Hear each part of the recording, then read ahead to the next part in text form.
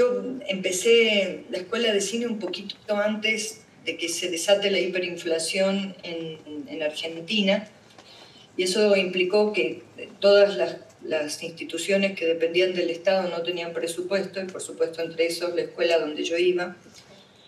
Y entonces era una escuela donde íbamos para que nos digan que no había clase, o de repente había una clase, todo en un marco de mucha irritabilidad, tanto de los profesores como de nosotros mismos, como, o sea, no hacía mucho que había empezado la democracia, y era como, todavía era como que no sabíamos bien movernos. Y la escuela que yo hice, bueno, digamos, antes había hecho 2 años de animación, de dibujos animados, pero que eran también en las mismas condiciones, una escuela muy pobre, una escuela que la escuela era como esta habitación, que más o menos de 3x3, o sea, el edificio, el aula donde todo sucedía tenía 3x3, o ponele 4x3, una cosa así, pero éramos 12 ahí apiñados, y ponele la capacidad de hacer ejercicios era, nos daban 1 minuto y 6 milímetros para probar animación, para hacer animación cuadro a cuadro. Es decir, mi formación estuvo marcada por crisis económicas argentinas y casi por la imposibilidad. Así que, como todos los de mi época, aprendimos a ponchazos donde pudimos, como pudimos, haciendo, sobre todo ayudando a otros a hacer corto, y un poco ahí leyendo, viendo películas, digamos. No tuve la posibilidad de tener una formación así de escuela, ¿no? Y cuando ya estaba yo medio, porque ya no podía seguir engañando a mi familia que estaba estudiando en Buenos Aires, porque la verdad que era poco y nada lo que hacía, entonces medio ya me estaba volviendo a Salta, y un amigo mío de la escuela me dijo, hay un curso para hacer un corto, y bueno, y ahí escribí un guión, y con ese guión, y que creo que esa fue mi primera experiencia nítida de ser responsable de una acción audiovisual. Y ahí un poco me contacté con otros que habían ganado el mismo concurso, y hubo como fue un momento muy particular de la Argentina, donde apareció esa palabra nuevo cine argentino, que es un invento, pero bueno, apareció esa palabra.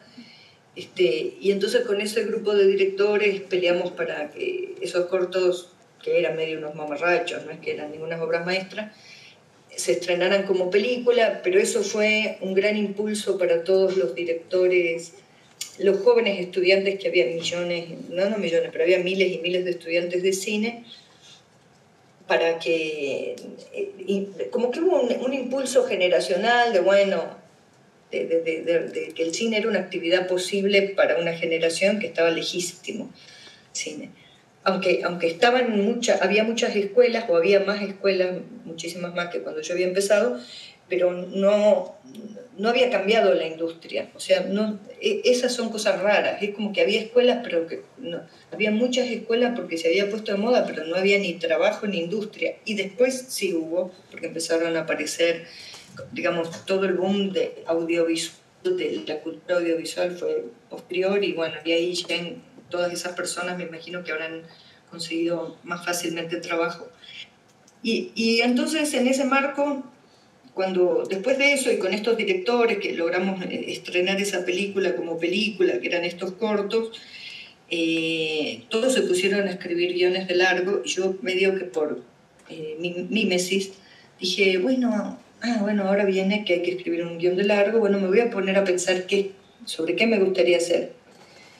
Y entonces me empecé a anotar cosas, y bueno, y en un momento tuve muchos cuadernos de escenas y cosas anotadas, y empecé como a darle una forma que me parecía posible, pero nunca sin ninguna certeza. De hecho, la primera versión de La Ciénaga no fue seleccionada en el instituto para tener crédito, no la tomaba ningún productor. Cuando apareció Little Stantic, para mí fue como una sorpresa, y todos los productores me decían, no se entiende bien, son muchos personajes, empezá por algo más fácil. como, ¿viste? Como si fuera así la vida. Y bueno, finalmente yo hice esa película, sinceramente te digo, con muy poca experiencia, sin ninguna experiencia de haber estado en un rodaje más que en mi propio corto y en cortometrajes de amigos. Y con una convicción de cómo quería hacer las cosas, pero no esa certeza infinita que crees que vas derecho al triunfo, ¿no? Y entonces, cuando empecé a filmar, bueno, Lita que era una productora muy respetada, que es una productora muy respetada del cine argentino, que ella se interesara en la película, hizo que la película empezara a hacer un camino posible de financiamiento. Y cuando empecé a filmar la película, hacía lo que me parecía que había que hacer.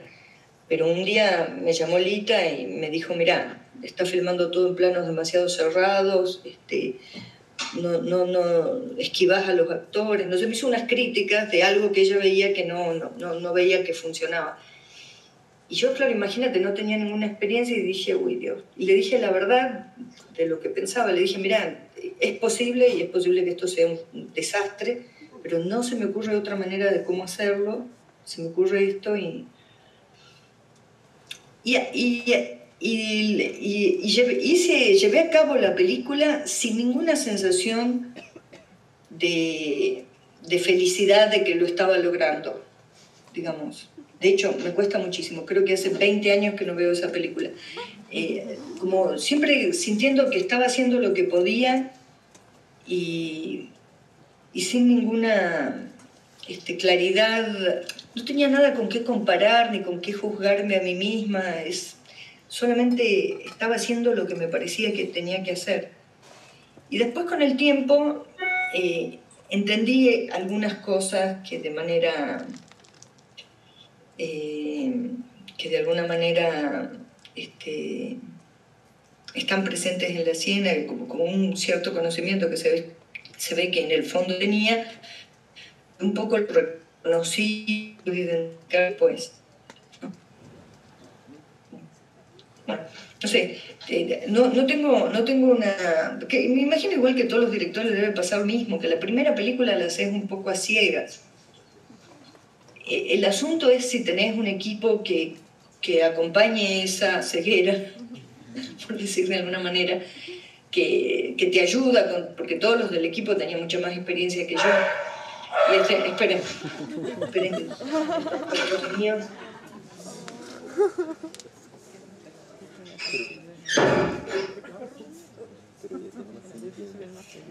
Y entonces,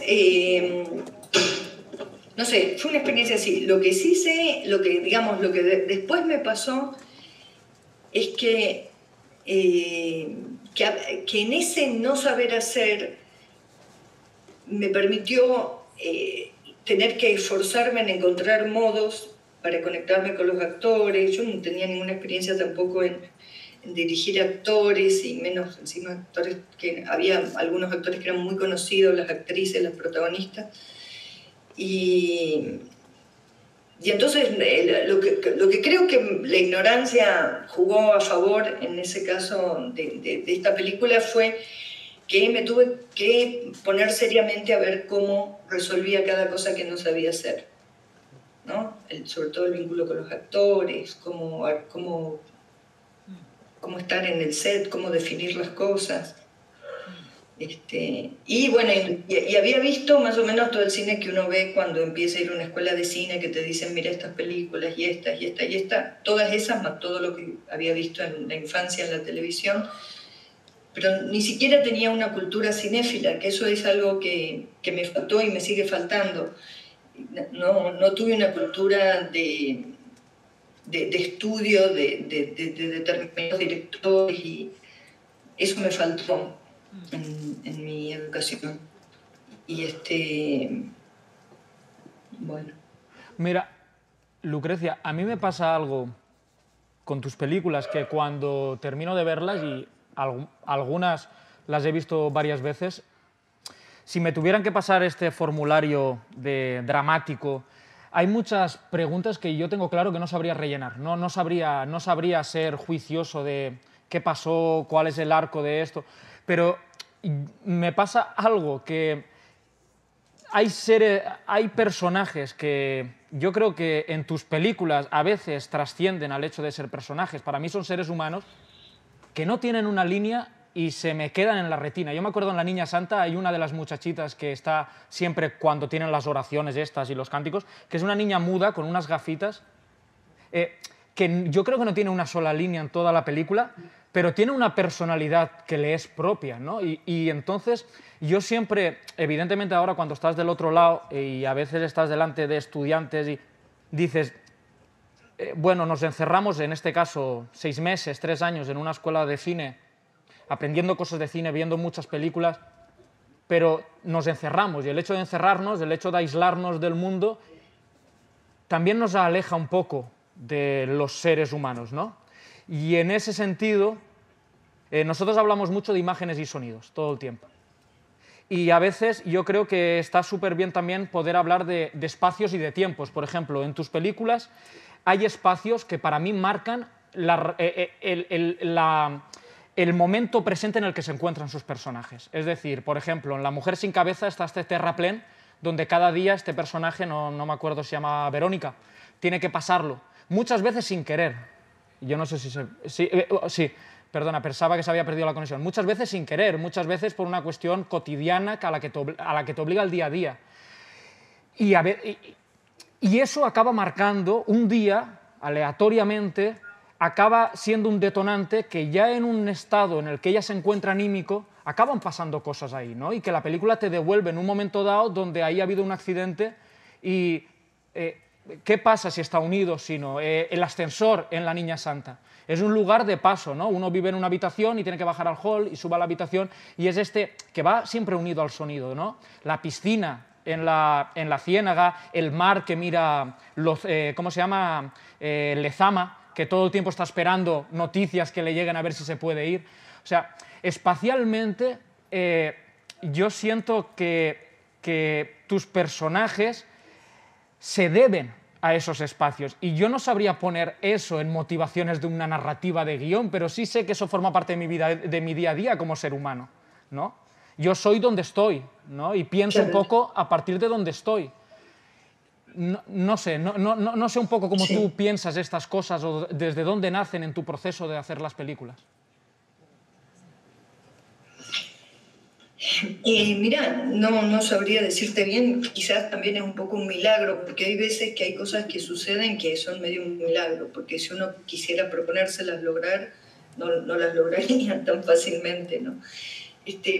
Pero me parece que esta es otra que uno tiene que entrenarse en un modo de observar el mundo y un poco confiar en eso y inventarse herramientas para perturbar el modo de mirar el mundo y a ver si uno reconoce cosas.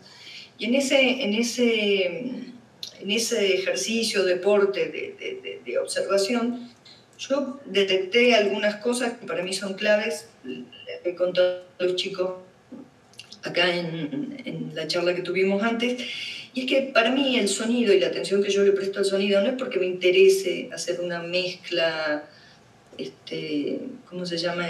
Esa que es de 32 parlantes, ¿cómo se llama? Límite último. Bueno, no es que esté pensando en una tecnología cada vez más loca de mezcla sonora para que el sonido salga por todos lados, sino simplemente que para mí el sonido me sirvió para observar, como un sistema, como un medio de observación, de distintas maneras. En primer lugar, una cosa muy interesante del sonido, que es que no es referencial. O sea, nosotros que hacemos cine tenemos esta experiencia cotidiana de que los sonidos en una película se rehacen, el Foley, se rehacen y a veces se hacen con otros objetos, ¿no? El andar del caballo se hace con unos vasos de madera o se hace con unas... En fin, las cosas se hacen con otras cosas. Es decir, que la cualidad sonora del sonido no tiene un referente directo, como si digo manzana, me imagino una manzana y no me imagino una mesa. O como pasa con la imagen de manzana, que veo la imagen de manzana y no pienso, es una pera. En cambio yo siento un sonido de caballos que parecen caballos, pero quizás no está hecho con caballos. Esa falta de referencia directa, esa falta de, o esa suavidad de relación entre el sonido y su referente, para mí es algo muy potente para pensar. No digo para después cómo lo hacemos en la película, no, para pensar, cómo los objetos rápidamente nos confirman algo del mundo y cómo los sonidos nos cuestan. Digamos, escuchamos unos sonidos de caballo y estás un rato hasta que decís, sí, pueden ser caballos, o no, es alguien que viene arrastrando una serie de maderas, en fin. Entonces, eso a mí me parece interesante, como la imagen tiene un problema que te hace creer muy rápido que ya sabes lo que está pasando. Ese es un gran problema de la imagen, es muy informativa y encima tenemos una devoción tan grande por la imagen que le asignamos muchísima más, que todas las ideas de verdad están asociadas a la imagen, no al sonido. Miren, esta cosa, le he dicho miles de veces, me da vergüenza porque si alguien vio alguna cosa en YouTube va a sentir que repito infinitamente, pero lo repito porque realmente me ha sido útil. Y es que si nosotros, no sé si ustedes, bueno, casi todos deben estar más o menos criados en la cultura judeocristiana, en donde la luz y la verdad están unidas, ¿no? Ver es entender y saber, y ver está del lado del bien. La oscuridad, en la oscuridad prima el sonido, porque en la oscuridad, frente a la imposibilidad de ver, lo que nos queda es escuchar. Entonces, en la oscuridad, que en general las tinieblas es el diablo, el mal, lo que está mal, ahí sucede el sonido. Y a mí estas cosas, no estoy tratando de hacer nada, una teoría anticristo del cine, pero lo que digo es que veamos, porque esas son cosas muy fuertes que permean a nuestra cultura, que están en el fondo de la cosa. Los ojos son las ventanas del alma, una cosa que también hemos conversado con los chicos. Es un invento que parte de esa cultura judío-cristiana con esa enorme confianza en la visión y en la transparencia de la imagen. Y el sonido siempre está en una zona en otro lugar. Ahora, físicamente, cuando nosotros hacemos nuestras películas, nosotros le ponemos en un rectángulo plano la imagen y ahí va a suceder todo lo que filmamos y todas las personas que elegimos y todo el arte que hicimos va a estar en esa cosa. Y lo que hayamos construido en el sonido va a ser lo que envuelve a toda la sala, a la gente.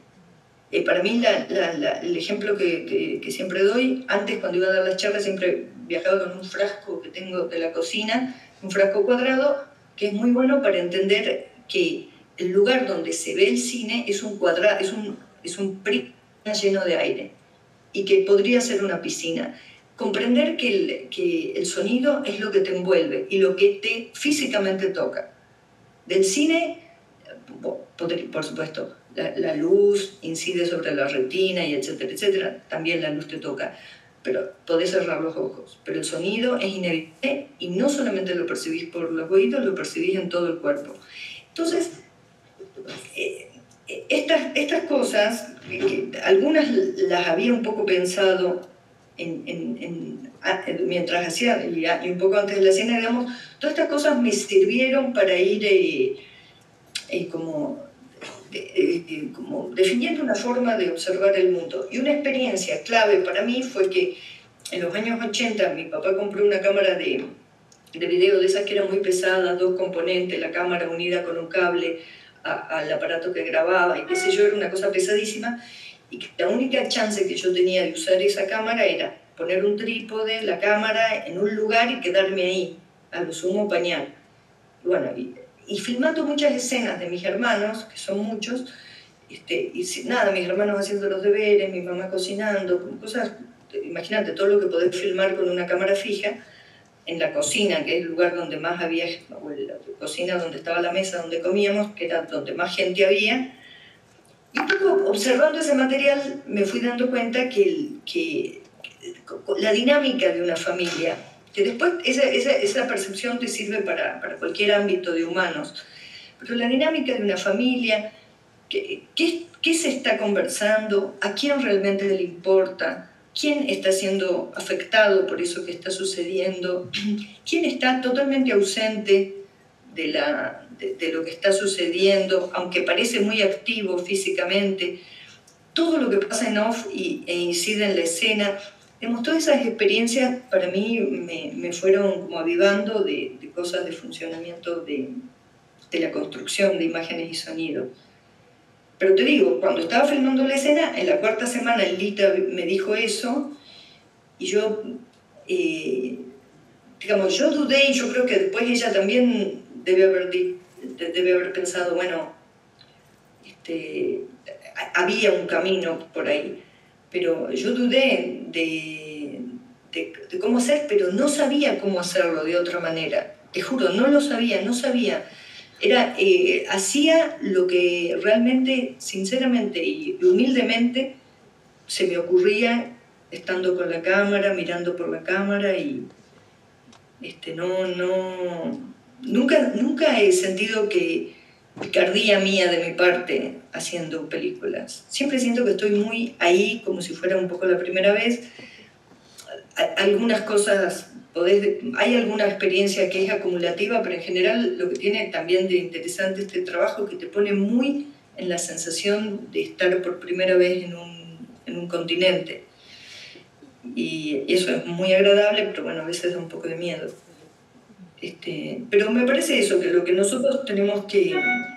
si yo tuviera que dar consejo, porque aparte cada uno de nosotros tiene que inventar el cine. Esto cuando yo lo digo a mucha gente, sobre todo la gente que más sabe de cine, detesta esta frase. Pero es obligatorio inventar el cine para cada uno de nosotros. Porque las leyes y las reglas y todo hechas con el mayor de los amores de otros humanos que nos han precedido, quizás no sirven para contar algunos conflictos de la actualidad. Yo estoy muy convencida de que la estructura dramática, la famosa del arco dramático, de las partes del relato, de la presentación, del desarrollo, de todo eso muy clásico y muy que uno lo va a leer en los primeros libros que lea de guión, o la definición del protagonista, la definición de antagonista, la idea de conflicto. Yo siento que esas cosas cada vez nos sirven menos para expresar la complejidad de lo humano. Y no estoy diciendo olvídense de esto, no, esas reglas las tenemos que conocer bien porque están profundamente en nuestra cultura. Y si queremos jugar otras reglas, tenemos que saber que el tablero está armado con esas. Si queremos jugar con otras, todas esas reglas generan una forma de expectativa de la audiencia. Y si nosotros queremos proponer otras reglas, esas las tenemos que conocer. O sea, no estoy diciendo no aprendan nada, las escuelas de cine no sirven para nada, al contrario. Creo que eso es fundamental, pero la parte clave es el momento en donde uno inventa el propio lenguaje de alguna manera. Entonces, y en ese trabajo, la relación fundamental es el mundo, es uno con su entorno, no uno con la historia del cine. No es necesario eso. Digamos, ojalá y genial el que quien haya visto más películas, seguramente se le van a ocurrir más recursos y qué sé yo, pero hay una enfermedad que tenemos en nuestra forma de producir cine, que para hacer una película presentamos un montón de referencias de otras películas. Y es completamente, para mí es como un atajo para un trabajo que hay que hacer, que es estar en los lugares donde vamos a filmar y tratar de entender cómo funcionan esos lugares, sonoramente, visualmente. No imprimirle, quiero hacer una película, no sé si se acuerdan, pero hubo una serie que todavía dura esa tendencia de Ay, los coreanos descubrieron las combinaciones de luces de colores. ¿Quién de nosotros no estuvo seducido por esa maravilla? ¿No? Que en parte era la aparición de la luz LED, en parte lo que generó eso. O sea, fue una cosa tecnológica que ellos inmediatamente abrazaron y supieron expresarla de un modo, incorporarla a su lenguaje. Entonces hubo una enorme cantidad de películas que, porque sí, reproducen ese modo de iluminación, que bueno, ahora ya es más frecuente, pero en un momento era algo absolutamente arbitrario. Y es un poco querer ser canchero y ser como lo último que está de moda, que es una estupidez muy propia de nuestro medio, la tendencia. Las películas que van para acá, las películas que van para allá, los modos, los lentes. Y eso a veces nos desenfoca bastante de encontrar una forma de vincularnos con lo que tenemos a la vuelta y con las personas y los lugares donde vamos a filmar. A los chicos les contaba ejemplos de cantidad de cosas industriales que está haciendo en este momento la Argentina, que yo las veo y pienso, pero ¿en qué país se filmó esto? Porque no reconozco nada, no reconozco la luz, apenas reconozco el vestuario. Todo tiene referencias de series norteamericanas, ropas que incluso no son fáciles de conseguir. Como un esfuerzo enorme, no solo por reproducir un esquema narrativo, sino todo lo otro. ¿Y por qué es eso, el mundo de las referencias? Y en vez de pensar inteligentemente, ¿qué es lo que este director, supongo, un director, hizo algo que te gusta, hizo una película? Bueno, ¿cuál fue el procedimiento con el que esa persona se acercó a su mundo? ¿Por qué llegó a eso? Pero no nos concentramos en esa parte, nos concentramos en el resultado y en replicar el resultado. Y bueno, y ahí sonamos.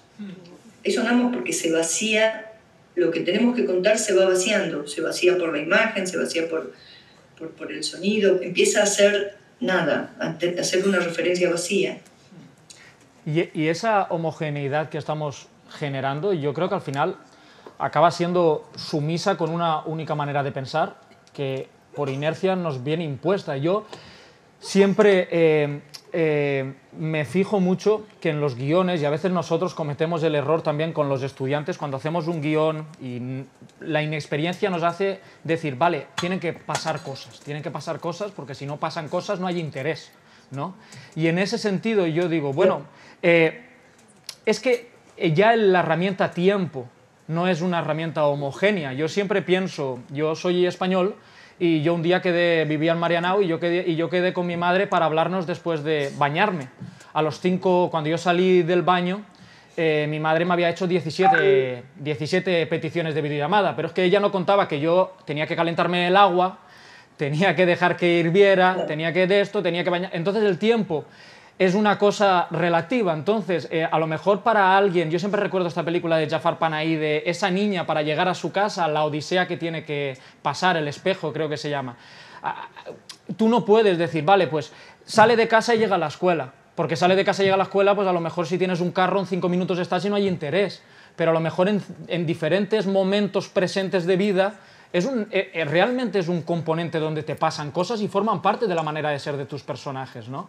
Entonces yo creo que también, por eso me refería antes al espacio-tiempo, ¿no? O sea, lo que tú dices de que no hay un espacio que te lleve a Argentina, a veces no hay tiempos que nos lleven a una determinada clase social en Argentina, ¿no? Yo trato de no separar el espacio del tiempo y solamente considerar el espacio. Pues se paró el tiempo. Me sirve mucho más de concebirlo de esta manera, ¿no?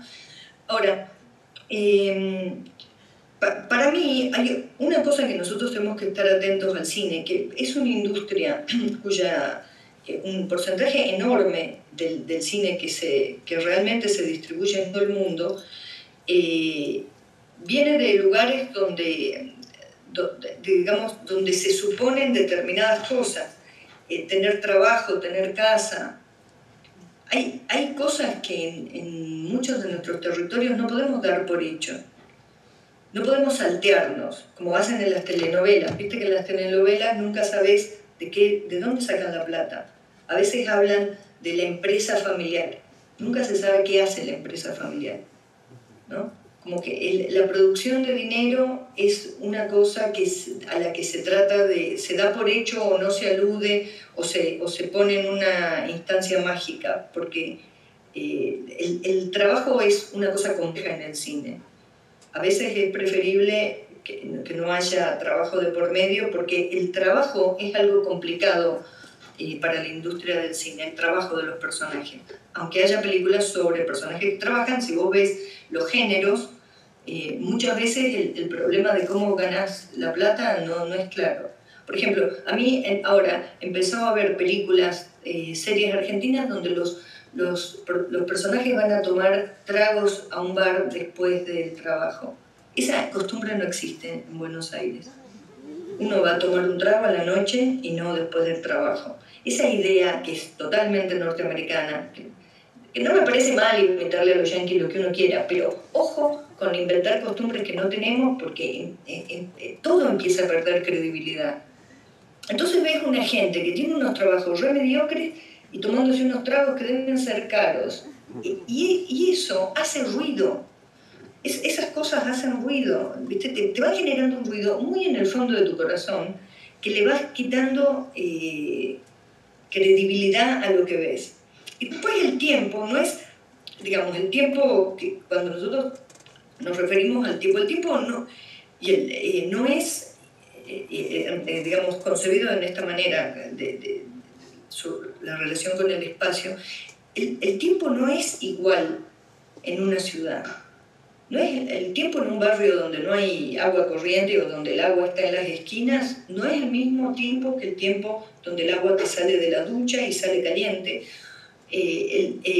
Un trámite, para mí hacer un trámite, me tengo que desplazar en auto y para hacer una cosa en el Instituto de Cine, por ejemplo, capaz me lleva 20 minutos.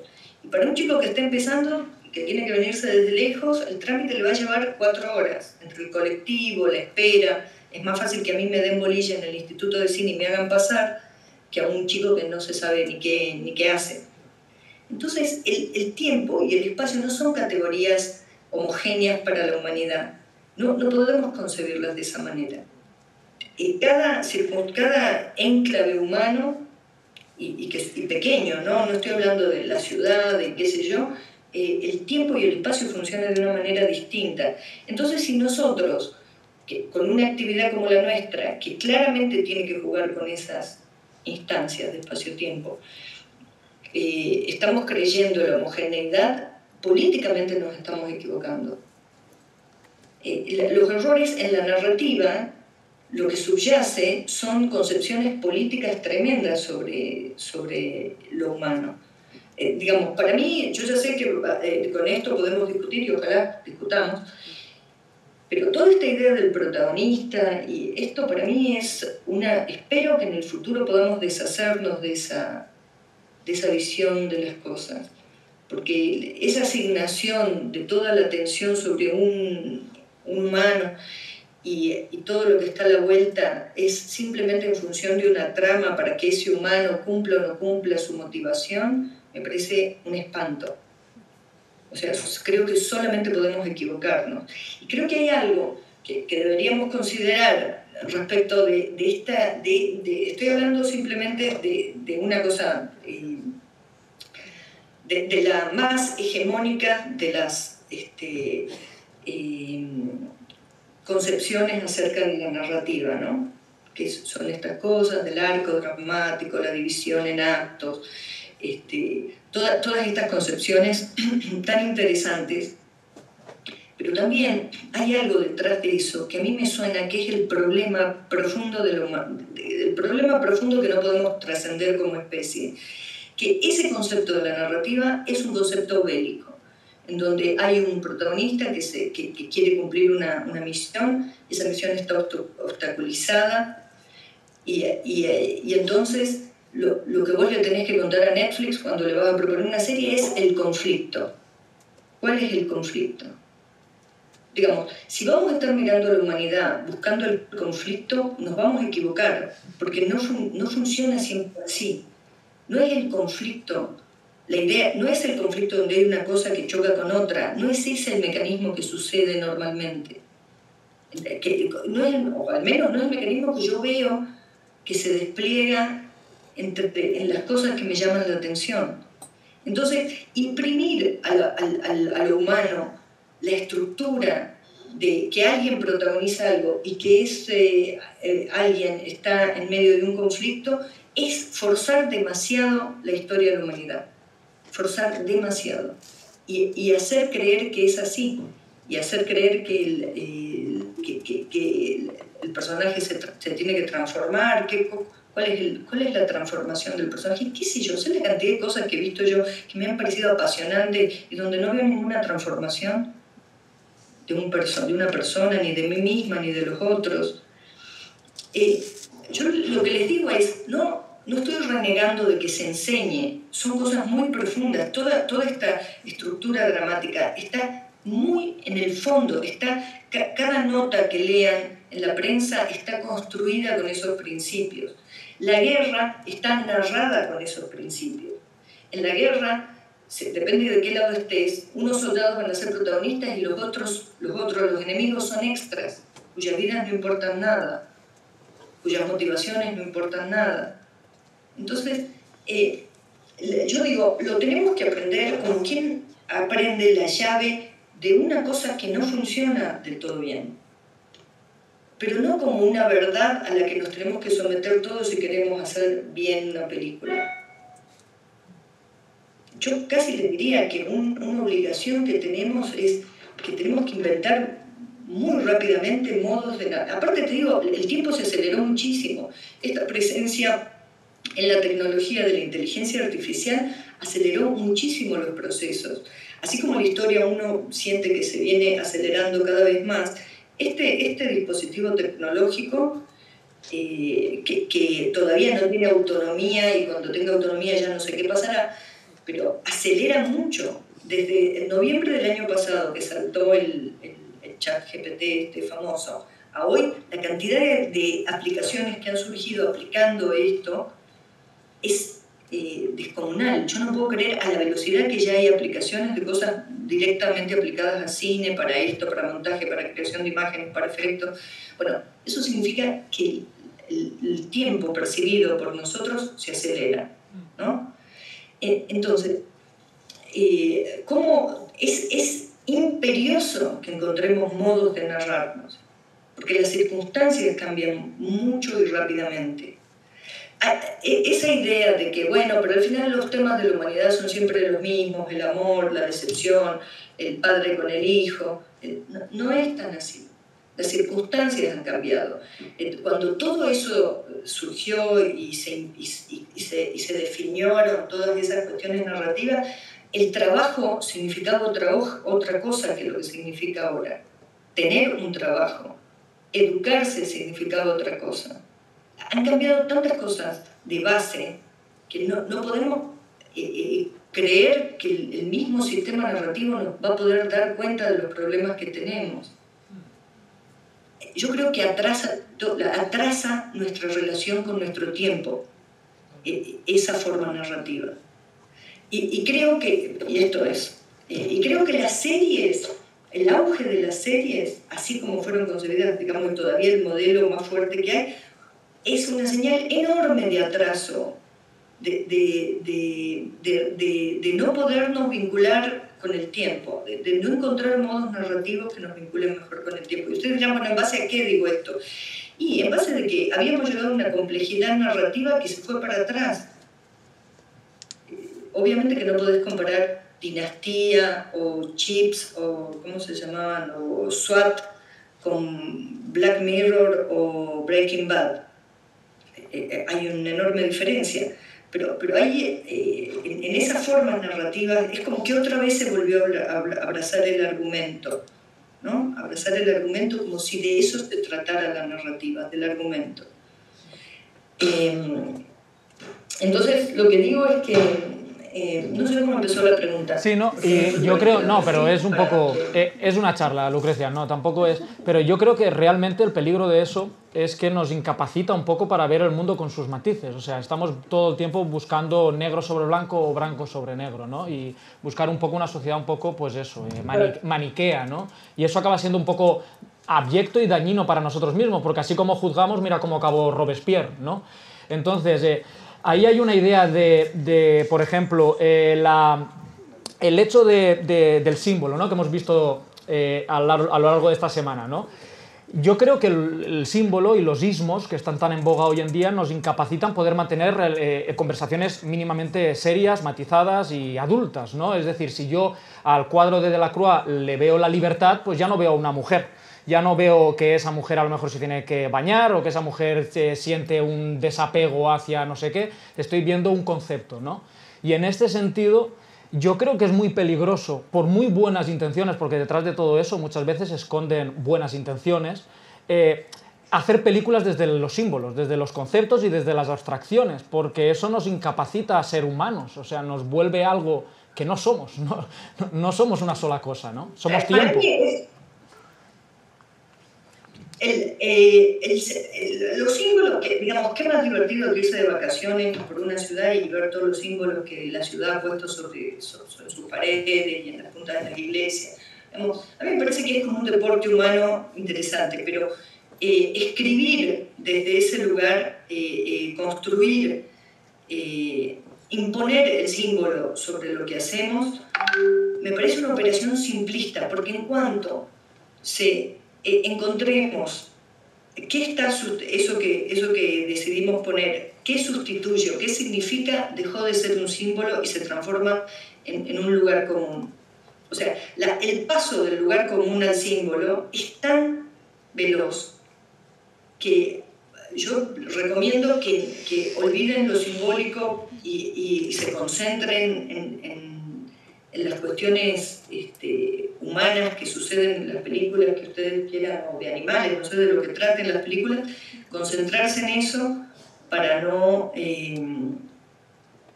para no imponer ese sistema de sustitución o esa codificación que muchas veces violenta la narrativa y la empobrece, porque el símbolo muy rápidamente se transforma en una indicación muy precisa de cómo tenés que interpretar lo que estás viendo. O se transforma en un misterio que le agregaste a la escena simplemente porque no tenés idea de qué hacer y porque te parece que el misterio tiene que ver con el arte y entonces pongo un símbolo, pongo una cosa incomprensible simplemente para mantenerme en la zona de que soy artista o estoy haciendo arte. Nada, el símbolo tiene que ser de la misma manera que una película es buena o es mala, no sé, es lo que diga el espectador. En sí mismo una película no es nada. Todas estas cosas que producimos son intercambios simbólicos en el sentido de representaciones, interpretaciones. Estos intercambios en sí mismos no importa su calidad. Digamos, si vamos a hacer la historia de la calidad de estas cosas que intercambiamos, nos vamos a perder lo más importante, que es el intercambio con el otro, ¿no? Y a veces siento que tratamos a las películas como si hacer la película fuera el objetivo y no el proceso de comunicación con los otros, el intercambio. Mirá, y te lo digo yo, me importa muchísimo, y lo que más me importa en el mundo es comunicarme con las personas. Y muchas veces me ha tocado escuchar que dicen, yo no sé de qué se trata la película. Eso no me parece que sea un problema. Todavía no siento que haya fracasado por completo. Porque creo que las películas no son para entender en el sentido más, en el sentido del sentido. Las películas son una experiencia para compartir y que de esa experiencia te pasan muchas cosas y no todas están en el orden del manejo del director ni todas en el orden del entendimiento del espectador. Es algo complejo y yo creo que hay que hacer las películas con un poco más de humildad, pensando no en sorprender a nuestros colegas ni a los directores de los festivales, sino de eso en lo que prestamos atención